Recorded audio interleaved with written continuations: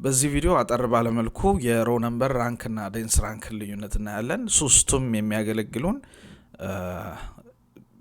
በቅደም ተከተል ቁጥር ሰጥተን ለማስቀመጥ ያገለግሉናል። ለምሳሌ እነዚህን ስኮሮች በቅደም ተከተል አንደኛ ሆነውን አንደኛ፣ ሁለተኛ ሆነውን ሁለተኛ አድርገህ አስቀምጥ ለማለት ሮ ነምበር ኦቨር ኦርደር ባይ በስኮራቸው መሰረት ኦርደር አድርገህ አስቀምጥ እንለዋለን። ባይ ዲፎልት ዲሰንዲንግ ስላላለን በአሰንዲንግ ኦርደር ከትንሽ ወደ ትልቁ ይሄ አንደኛ ሁለተኛ እያለ ያስቀምጥልናል ማለት ነው። እዚህ ጋር በአሰንዲንግ ኪ ኦር በአሰንዲንግ ኦርደር አስቀምጥ ስላልነው ትንሹን አንደኛ፣ ቀጥሎ ያለውን ሁለተኛ፣ ሶስተኛ እያደረገ ይሄዳል። ዲሰንዲንግ አድርገን ማየት ይቻላል። እዚህ ጋር ዲሰንዲንግ ብለን ይሄኛውን በዲሰንዲንግ ያስቀምጥ ብንለው 100ን አንደኛ፣ 99ን ሁለተኛ እያደረገ ያስቀምጥልናል ማለት ነው።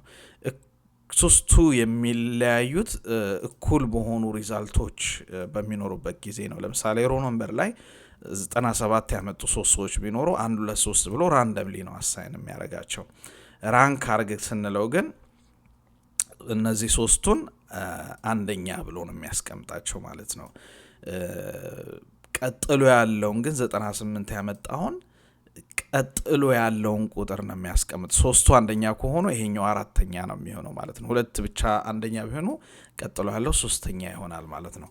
አራት ሰዎች አንደኛ ቢሆኑ ቀጥሎ ያለውን 5 ብሎ ነው የሚያስቀምጠው ማለት ነው።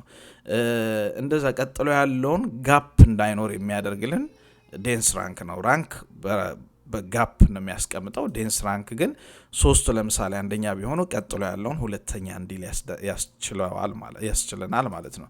ሶ ራንክ አድርጋቸው ብንል ቅድም እንዳልነው 97 ያመጡትን አንደኛ አድርጎ ቀጥሎ ያለውን 1 2 3 አራተኛ ስለሚሆን አሊስን 98 ያመጣቸውን አራተኛ ያደርጋል ማለት ነው።